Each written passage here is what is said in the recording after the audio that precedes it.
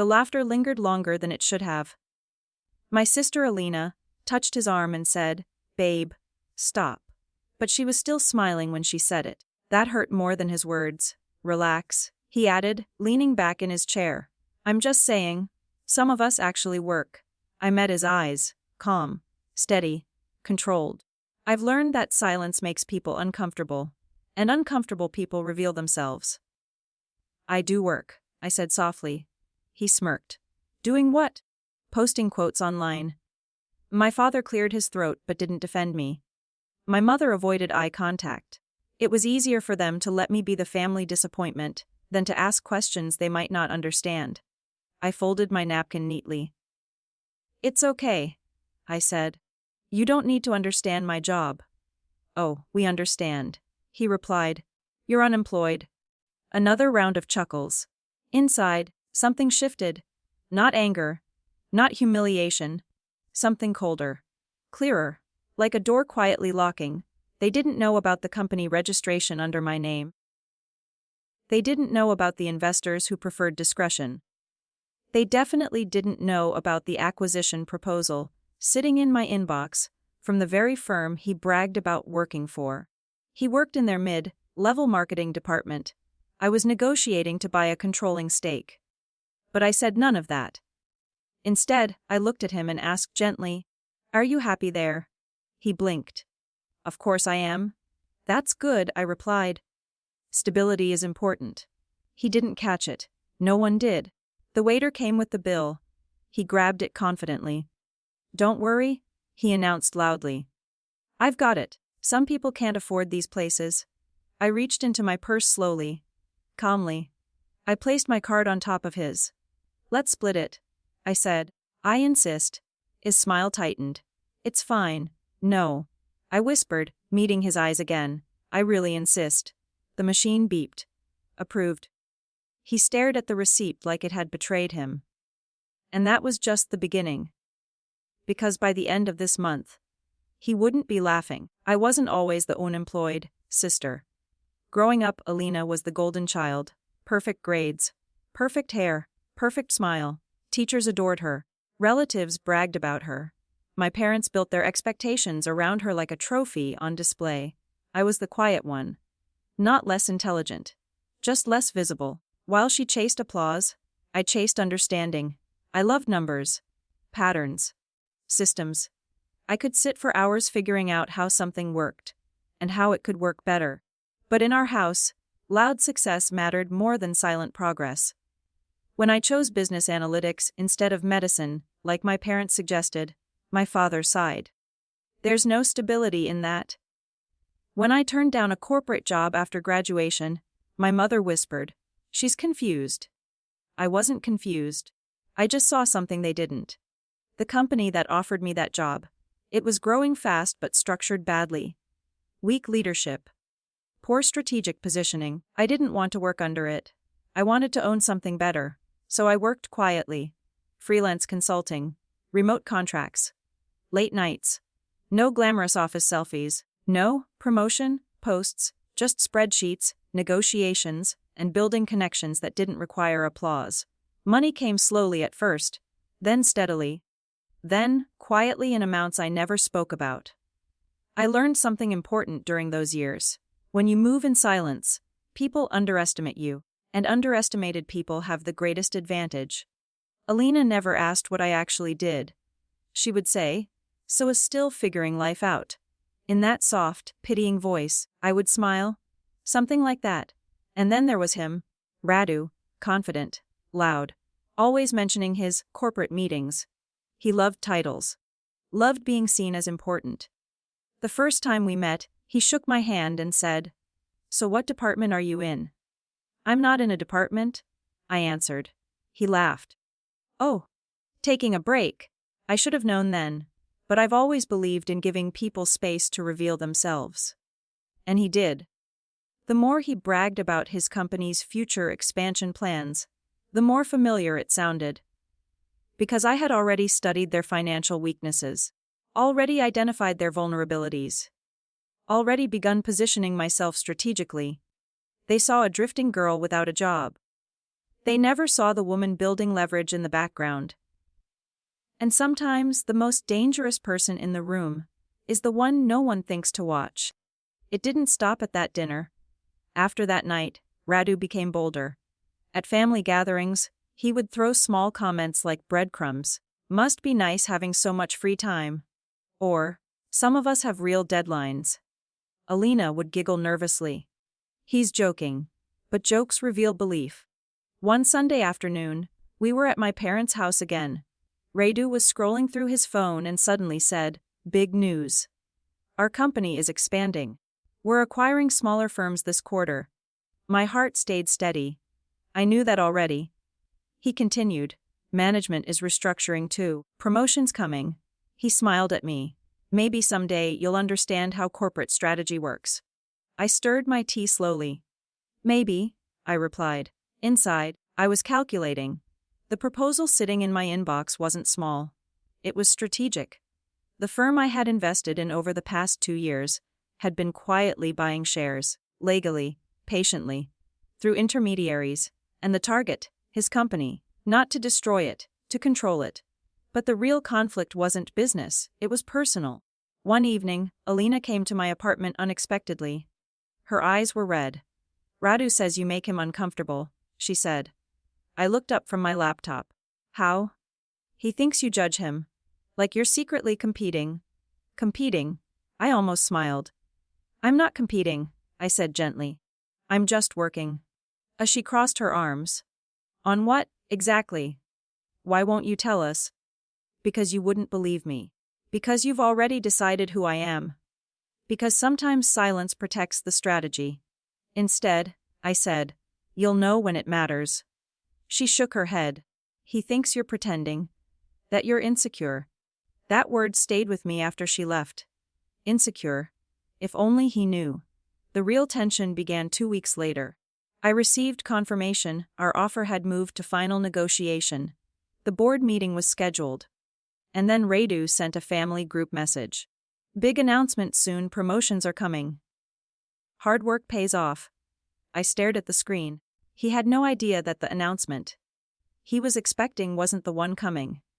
The board meeting date. Same week as his promotion review. Coincidence? Not exactly. Because power shifts quietly before it shifts publicly. And very soon, the room he felt safest in. He was going to feel very different. The week of the board meeting felt strangely calm. Too calm. Radu was glowing with confidence. At dinner, he kept checking his phone. "Friday," he announced proudly. "That's when everything changes for me." I nodded. "Change can be good." He smirked. "For people who work hard, yes." Alina squeezed his hand like he'd already won something. My parents looked impressed. I sat there quietly, memorizing their expressions, because I knew Friday would change everything. Just not the way he expected. On Wednesday, I received the final call from our legal team. "It's done," my lawyer said. "The majority shareholders have agreed. The transfer will be finalized Friday morning." A Friday morning. Same day as his internal review meeting. My pulse didn't race. It slowed. I wasn't nervous about the business move. I was thinking about Alina. About how this would affect her. About whether she would finally see me, or resent me more. Thursday night, Radu called me unexpectedly. "Hey," he said, voice casual but sharp underneath. "Just wanted to clear something up. Wes? You've been asking questions about my company lately." I leaned back in my chair. "Have I?" Alina said you were curious about restructuring. "I like business," I replied. "It's interesting." There was a pause. Then he laughed lightly. "Just don't get any ideas." Ideas. I almost admired his confidence. "Good luck tomorrow," I said softly. "I won't need luck," he answered. "I've earned this." When the call ended, I stared at my reflection in the dark window. I didn't look like someone about to shift the balance of power inside a corporation. I looked like a quiet woman in pajamas with her hair tied up. Underestimated. Again, Friday morning, 8:30 a.m., I dressed carefully. Not flashy, just sharp, controlled, cream blazer, minimal makeup, hair straight. At 9:00 a.m., I walked into the headquarters building he bragged about so often. The receptionist smiled politely. Do you have an appointment? Yes, I replied. Board meeting. She checked the system. Her posture changed immediately. Of course, ma'am. They're expecting you. Ma'am. At 9:27 a.m., Radu walked past the glass corridor, laughing with a colleague. He didn't see me. At 9:30 a.m., the boardroom doors closed. At 9:45 a.m., the vote was finalized. At 10:02 a.m., the internal company-wide email was scheduled, and somewhere down the hall, Radu was still waiting to hear about his promotion. By noon, the building felt different. Whispers traveled faster than emails. Did you see her? She's the new majority owner. She's so young. And somewhere between those whispers was Radu. I didn't call him into my office immediately. Power doesn't rush, it waits. At 2:00 p.m., I asked HR to schedule a formal performance review for all mid-level managers, including him. Standard procedure after acquisition. Completely legal, completely professional. At 3:15 p.m., there was a knock on my new office door. Come in. He stepped inside slowly. The confidence was gone. His tie slightly loose, his jaw tight. You did this? He said quietly once the door closed. I made a business investment? I replied. That's all. You could fire me? I could, I said calmly. But I won't. Not without reason. That unsettled him more than anger would have. He walked closer to my desk. Why? I looked at him steadily. Because I don't destroy people for ego. I evaluate them based on performance. He swallowed. For the first time since I met him, he had nothing clever to say. I opened a folder. Your department has been underperforming for 2 quarters. Budget misallocation. Poor client retention. You were being considered for promotion. His silence answered me. I don't humiliate employees, I continued, but I do expect accountability. His voice dropped. Are you going to ruin my career? I paused. Ruin? No. I'm giving you an opportunity, I said. You'll stay. On probation. 3 months. You either prove your value, or you don't. He stared at me like he was seeing me for the first time. You planned this, he whispered. I planned my future, I corrected. That evening at my parents' house, the atmosphere was painfully quiet. Alina looked at me differently now. Not with pity, not even with pride, with shock. Why didn't you tell us? She asked softly. Would you have believed me? I replied. She had no answer. Radu barely spoke during dinner. The same table, the same chairs, but no laughter. At the end of the night, my father finally said, we didn't know. I know, I answered gently. The revenge wasn't loud. It wasn't dramatic. It was controlled. And that made it powerful. But the real victory wasn't his silence. It was mine. 3 months later, I sat in the same office, but I felt different. Not stronger, just lighter. Radu knocked before entering this time. Come in, I said. He stepped inside, posture straight, expression controlled. In the past 90 days, he had changed. Less arrogance. More preparation. He brought reports. Solutions. Numbers that actually made sense. I've reviewed your department's performance. I told him calmly. Client retention improved. Budget stabilized. Team feedback is positive. He nodded. I focused. Yes, I said. You did? There was a long pause. I misjudged you, he finally admitted. The words were quiet. No sarcasm, no defense.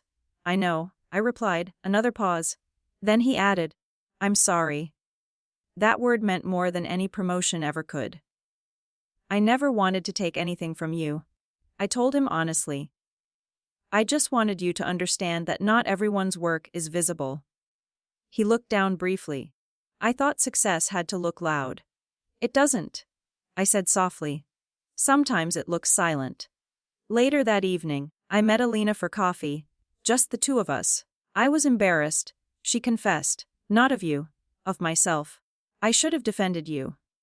You believed what you saw, I said gently. She reached across the table. I see you now. And for the first time in years, I felt like she actually did. The truth is, revenge isn't always about destroying someone. Sometimes it's about correcting the narrative. They called me unemployed. But I was building. They laughed. But I was preparing. They underestimated me, and that was my advantage. I didn't win because I humiliated him. I won because I never let their opinion define me. Silence is powerful. Preparation is louder than pride. And the strongest comeback is success no one sees coming. That night, I looked at the city lights from my balcony and smiled quietly. Not because they were wrong about me, but because I never needed them to be right. The best revenge,